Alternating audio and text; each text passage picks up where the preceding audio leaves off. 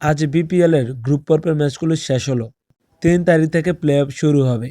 কিন্তু এরই মাঝে পেমেন্ট বিতর্ক যেন গলার কাটা হয়ে দাঁড়িয়েছে বিপিএলের জন্য। ইতিমধ্যেই আসিফ মাহমুদ ক্রীড়া উপদেষ্টা রাজশাহীর মালিকের সাথে কথা বলেছেন এবং আসিফ মাহমুদ বলেন, আমরা আজকে রাজশাহীর মালিকের সাথে কথা বলেছি। রাজশাহীর মালিক বলেছেন যে পেমেন্ট ইস্যুটি তিনি সলভ করবেন। পরবর্তীতে যদি রাজশাহীর মালিক তা না করে, পেমেন্ট ক্লিয়ার না করে আটকে রাখে, তাহলে আর কথা বলার মতো কোনো অবস্থা থাকবে না। তার বিরুদ্ধে আইনি ব্যবস্থা নেওয়া হবে।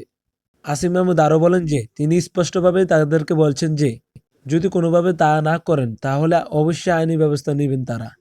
ক্রীড়া উপদেষ্টা আসিফ মাহমুদ বিপিএলের অনেক কিছুই নজরে রাখছেন এবং তা নিয়ে দিক নির্দেশনা দিয়ে যাচ্ছেন।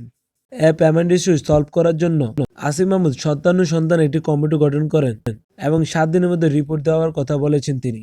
শুধু রাজশাহীকে নয়, আসিফ মাহমুদ চট্টগ্রামের ফ্র্যাঞ্চাইজি মালিক পক্ষকেও কিছু বলেছেন যে পেমেন্ট ইস্যু নিয়ে চট্টগ্রাম ফ্র্যাঞ্চাইজির খেলোয়াড়দের সাথে আরও নমনীয়ভাবে আচরণ করার জন্য বলা হয়েছে।